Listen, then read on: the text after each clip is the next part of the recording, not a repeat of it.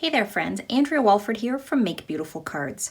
In this video, I'm going to show you how to create this Let's Celebrate You card featuring Stampin' Up's Hey Birthday Chick stamp set with the coordinating birthday chick dies, as well as the chick dies that coordinate with the Hey Chick stamp set.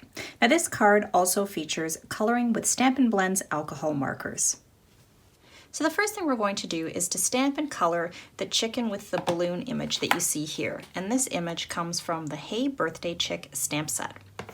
So the first thing I'm going to do is I'm going to ink my stamp with my Memento Tuxedo Black ink. And then I'm going to stamp it onto this scrap piece of white cardstock. Now I want to make sure that I don't stamp it too close to the edge because I want to leave room around it so that I'll be able to die cut it. So there you can see how my image looks. So as you can see from my finished card, I colored this in this multicolored format with blue, green, yellow, and orange. So I have a range of Stampin' Blends that we're going to be using. So I'm going to grab all the Stampin' Blends I used here so you can see the colors. And then I'll show you how I applied them. So first of all, I started with the lightest of all my colors. So I have light Granny Apple Green, light Pumpkin Pie, light Daffodil Delight, and, well, Dark Pool Party. So I'm going to start with the brush tip of each of these markers. And I'm going to start at the tail of the chick with my Dark Pool Party.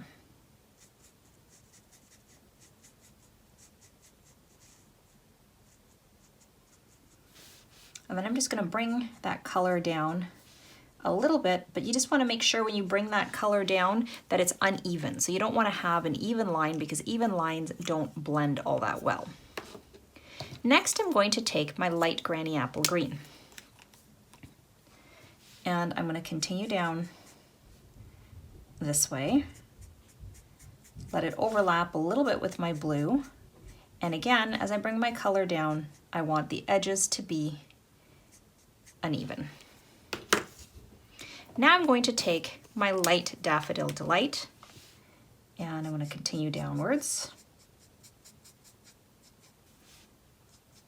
overlapping a little bit with the green.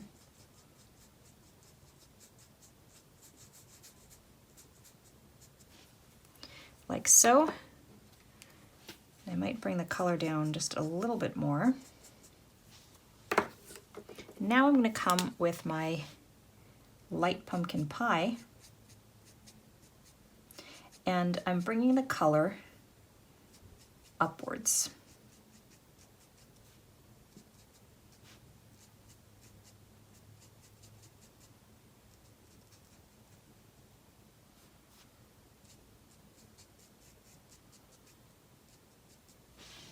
Like so. We're going to do the rest of the chick's body afterwards. So just going to start with the back half. So now I'm going to take my light Bermuda Bay. So for my blues, you can see I'm mixing within two different color families. I have my Dark Pool Party, my light Bermuda Bay. And that's because using just light Pool Party was a little bit too light and using just the Bermuda Bay was a little bit darker than I wanted. So I'm adding some shading to the center area or to the tips of the tail, and then I'm coming around on either side as well, and then just extending it a little bit downwards, because remember, I don't want this to look completely even. Now I'm going to take my green, and this is the dark Granny Apple Green, and I'm going to flick inwards like so, and just touching a couple other areas.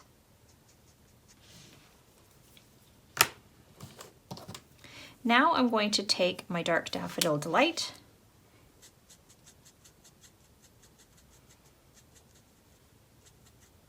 and with this color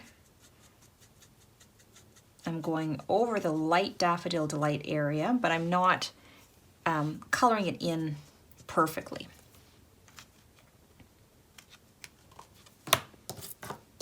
Then I'm going to take my dark Mango Melody which is kind of like an orangey yellow. So it makes a good intermediate between the orange and the yellows.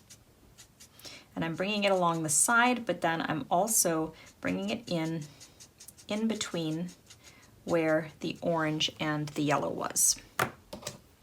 And then finally, I'm going to grab my dark pumpkin pie.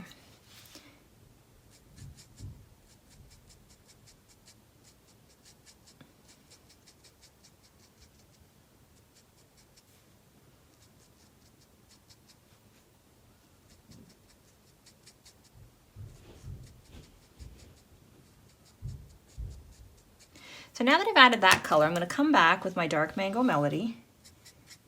Actually, let's bring in a little bit more of this light pumpkin pie.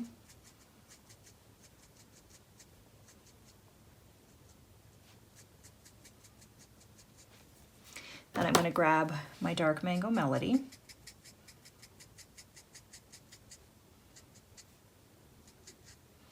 And I'm basically just going over the border of the previous color. Then I'm going to grab my dark daffodil delight.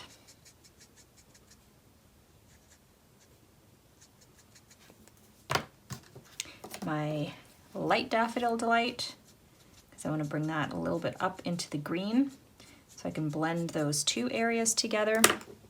Then I'm going to take my light granny apple green, so I'm not going to bring in my dark anymore.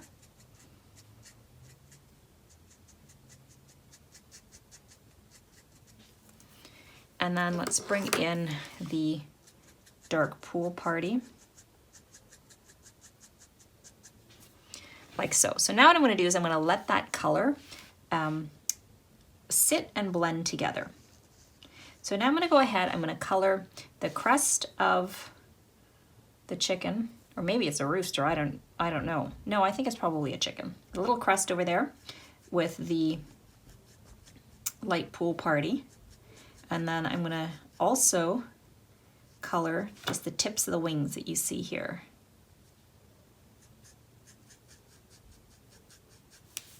And I'm also going to color a little bit under the chicken's neck, like so.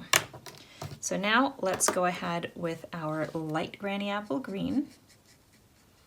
I'm going to color the remaining wings of the chicken, the remaining section of the wings, so that they're kind of half green, half blue. Then I'm going to come in with a little bit of shading. So now this is my light Bermuda Bay. And I'm just going to shade here the very tips of the wings and a little bit around the edge.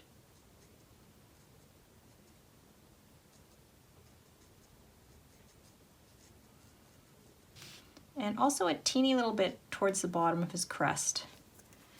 And then I'm going to blend that out with my my dark pool party. Bringing a little bit of that dark pool party into the green so that the two colors can blend together a little bit. You don't want them to look like two distinct colors.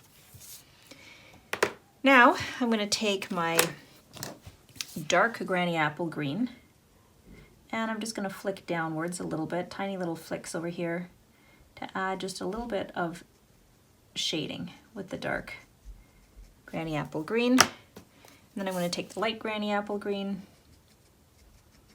and I just want to flick over the edges where I lay down the dark granny apple green, just to help soften and blend those edges. So now let's come back to the top of the chicken. I have that little bit of blue, which I didn't really add in the other one, but that's okay. I'm going to leave it with this one. Then I'm going to add, oh, I didn't want the dark granny apple green.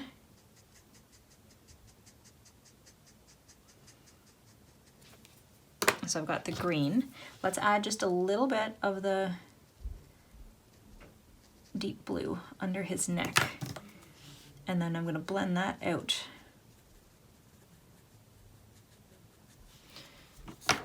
And the green, I'm not going to add any of the dark green. I'm going to come now with my yellow. And I think I'm just going to go, because the area is not very big, I'm going to go straight into my dark daffodil delight. And I'm blending some of that color up into the green. Then I'm going to come with my Mango Melody.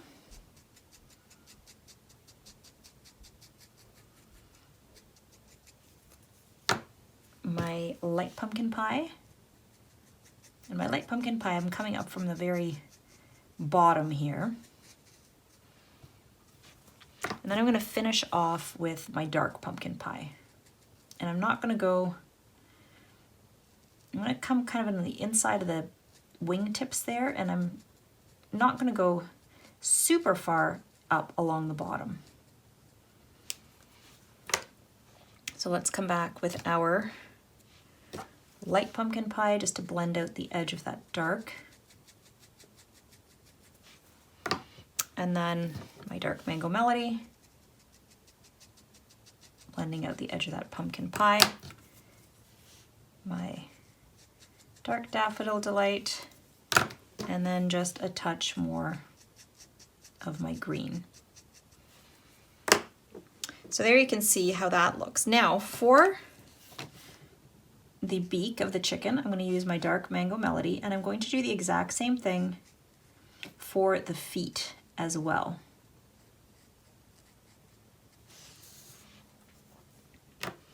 Now here I went a little bit inside the line, so I'm just going to take my color lifter and I'm going to push that color down a little bit. So now let's go ahead and color our balloon. So I'm going to start by laying down light Daffodil Delight across the entire surface of my balloon.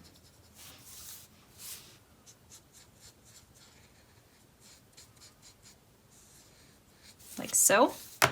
Then I'm going to grab my dark Daffodil Delight. And where you see the lines, I'm treating those as the shadows. So the area here in the top left, I'm going to keep lighter. So I'm just bringing here my dark Daffodil Delight, but I'm not bringing it completely around. You can see I'm kind of ending there at the tip. Then I'm going to grab my Mango Melody, which is kind of like an orangey yellow.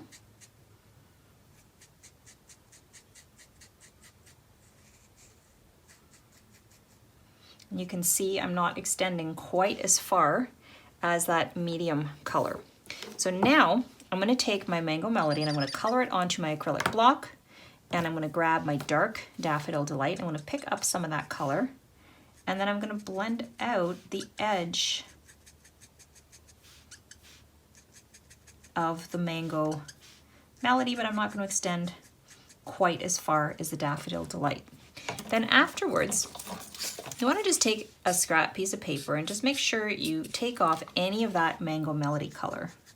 Because now, where I had that intermediate blend of color, you can see I've just gone over that edge. So now I'm going to color some of this dark Daffodil Delight.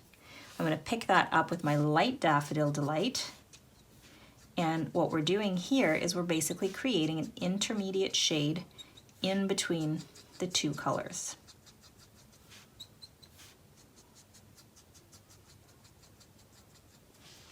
And then you want to make sure that you get off any of that color.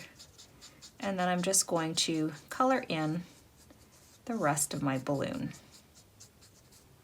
And then you can go and darken any area you want. So if you want to bring that shadow further in, you can always go over that same sequence of layers as I did before. So now that our image is colored, we're going to be die cutting it. And for that, I'm going to be using the coordinating die. So the die that I'm going to be using, these are the birthday chick dies. And you can see here, I have the die that allows me to die cut this entire image. So I want to make sure that I center this around my chicken image. So the lines of you should see all the lines of the stamped image to the inside of the dies. And then when you're happy with the placement, you can go ahead and hold it in place using some kind of low-tack tape. I like to use my Scotch removable tape. And this just makes sure it keeps the die from shifting as you're die cutting. And I usually like to tape it in several different spots. If you only tape it in one spot, as the plates run through the die cutting machine, sometimes you can knock the die off kilter. So once I finish die cutting this, I will be back. So here you can see I've die cut my chick, and I realized that I didn't actually color this little tip of the balloon. So I'm just going to color that with the dark Mango Melody. So now that we've finished that, we're going to set that aside, and we're going to create this little die cut chicken wire piece. So this die comes from that same die set that we used to die cut our chicken that you see here. So what I want to do though to make it easy to stick to my card, as you see here, is I want to place some adhesive on the back of my cardstock piece. So I have here a strip of cardstock, it's 4 inches. And then I've taken one of my adhesive sheets. They are 6 by 12, and I just cut it this way, a 4-inch strip, so that it was the exact width of my cardstock piece. So I'm peeling back just a part of the segment. It makes it a lot easier to manage sticking this down. And then I'm going to align this with the top of my cardstock piece, like so. Then I'm going to peel that backing piece off, stick that down, and then I'm going to continue down, peeling off the remaining backing pieces and sticking the adhesive sheet down.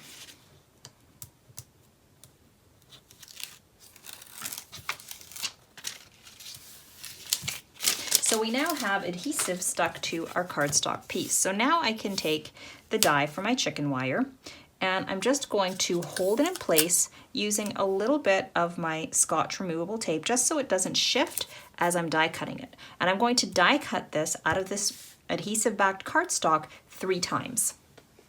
So I'm back from my die cutting machine, and I just wanted to show you quickly, because when you die cut this piece, you're going to get all the little inner areas you can see in your die. So basically what I'm going to do to get that out, I'm going to use the Take Your Pick tool.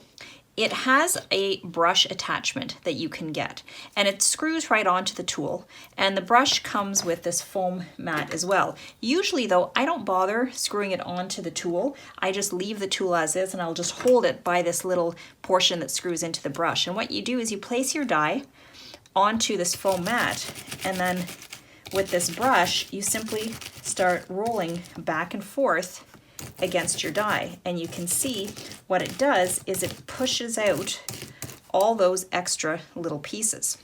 So I've almost got it here. So that looks good. It looks like I've gotten every single little piece. And then from there, you just need to poke your die out, and there you can see you have your clean die, and it saves you having to pick out all those teeny little pieces. So there you can see what my 3 die cut pieces look like. So I'm going to set these ones aside, and we're going to stamp our greeting. So for our greeting, I'm using the same stamp set, Let's Celebrate You. This is the greeting, Let's Celebrate You. And I'm going to take this cardstock piece, and I just want to stick it to my grid paper using a repositionable adhesive.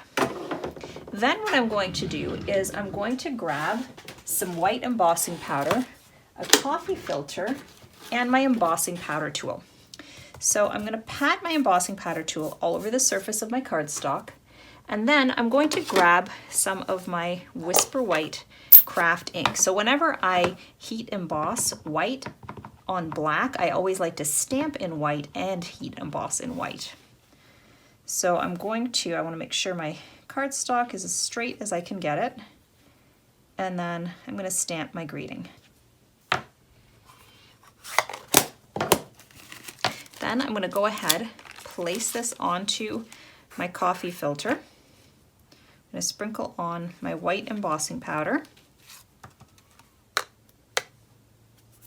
And then you just want to make sure that you tap off all the excess. So now to melt my embossing powder, I'm going to hold my piece in my tweezers, and then I'm going to use my heat tool, and I'm going to run it back and forth across the greeting until the embossing powder melts.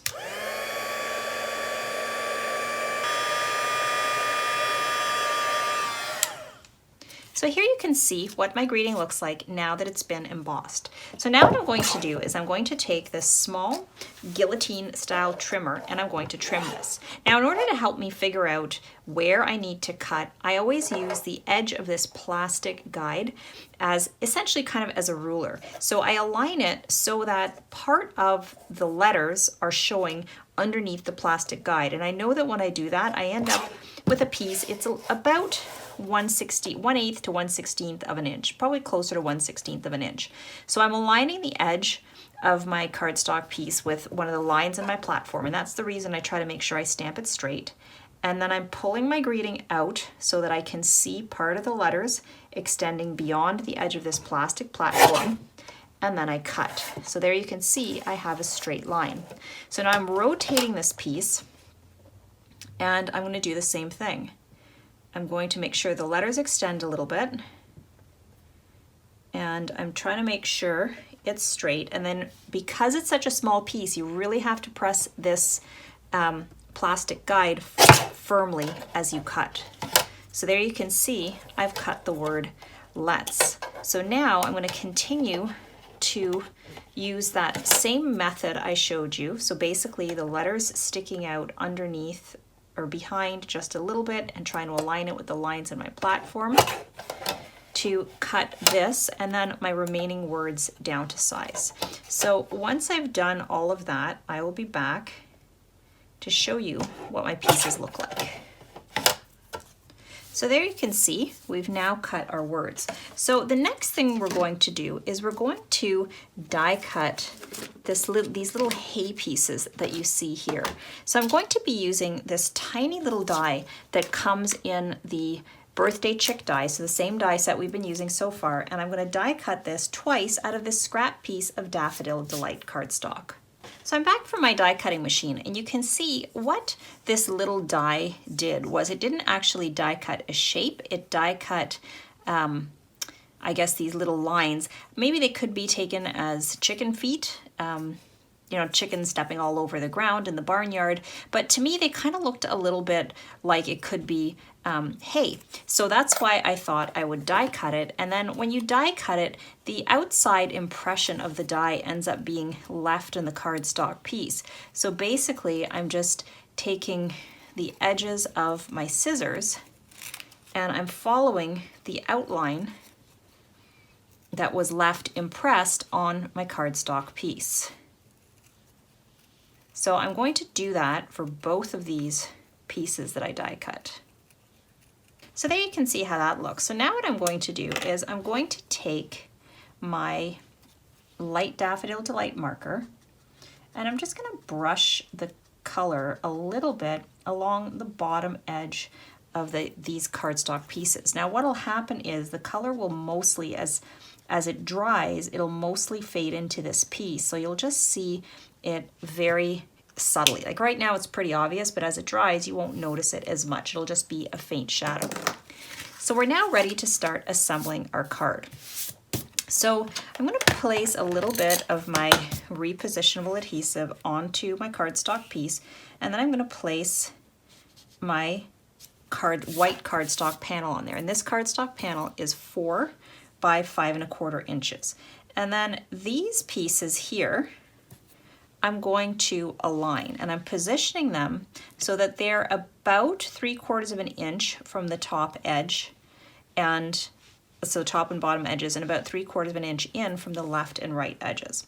So I'm going to start with this piece here. I'm going to remove the backing from the adhesive, and then just using the lines on my grid paper as a visual guide, I'm going to stick this down. And then I'm going to stick this one down as well.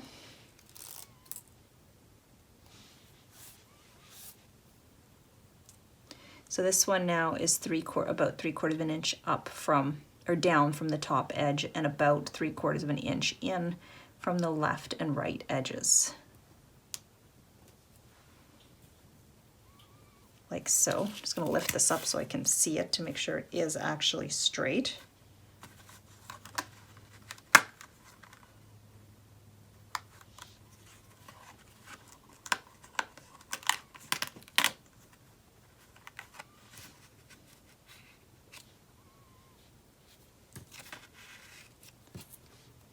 And then I'm going to remove this last backing. And now I'm going to position this a little bit offset from the other pieces, but offset this way.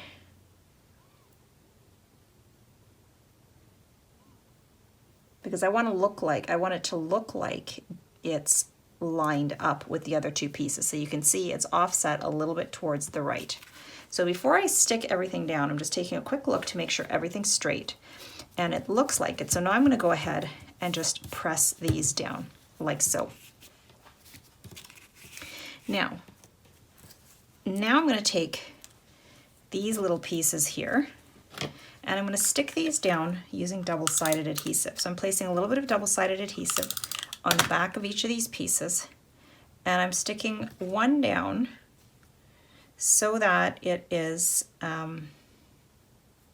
probably, let's see, 1, 2, 3, 4, about 1 3/4 of an inch in. Maybe more like 2 inches in, actually. Let's just see. I can always move them. I'm not going to press them down super firmly. And then this piece, I'm going to overlap, and I want it to extend right to the edge of that cardstock panel. And let's just see how that aligns with our little chicken, and that looks good. So I'm going to press these down. And now I'm going to stick down my chicken using some Stampin' Dimensionals.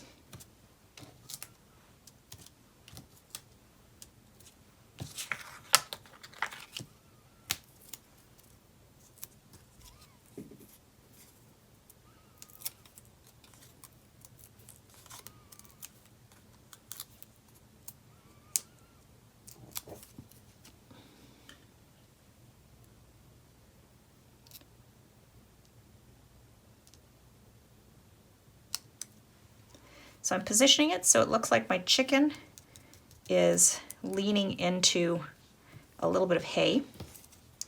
And then now I'm going to stick my greeting down. So to stick my greeting down, I'm going to use some tear and tape adhesive. So basically what I'm going to do is I'm going to cut little strips of this and fit them onto the back of each of these pieces. And then before I stick them down, I just want to position them. So I want to position the Celebrate so that it's kind of aligned where the string of the balloon kind of dips inwards, and I want this to be angled downwards. So now what I'm going to do, now that I know where that is going to be, I'm going to stick my other pieces down relative to that one. So I'm going to take my Let's. I've removed the backing from my adhesive. And this one I'm going to angle upwards like this. Now I'm going to remove the backing from the word Celebrate, and we're going to angle this one downwards. I think I stuck it in a little bit further than I wanted. We'll just see if we can remove it without tearing our, there we go.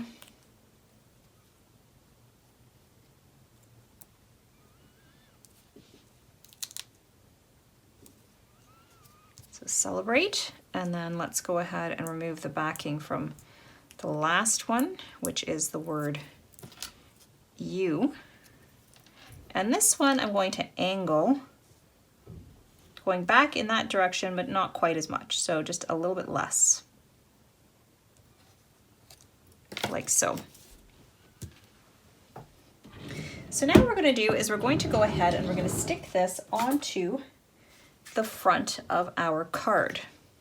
So I have here a standard 4 1/4 by 5 1/2 inch white note card. And since we're popping up an entire panel, what I'm going to do is I'm basically going to use the edges of my dimensionals, this dimensional sheet.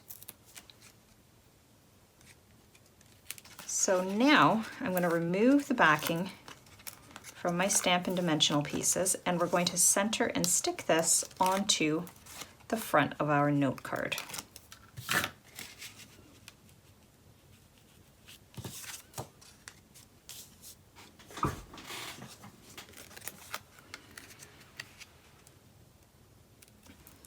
So there you can see how that looks. So my last step now is to embellish this with a few of my basic rhinestone jewels. So I'm going to place a medium one over there, a medium rhinestone on my balloon, a medium rhinestone kind of to the top left of the word let's, and then a small rhinestone angled upwards like so. So here you can see what our card looks like, and it's now finished.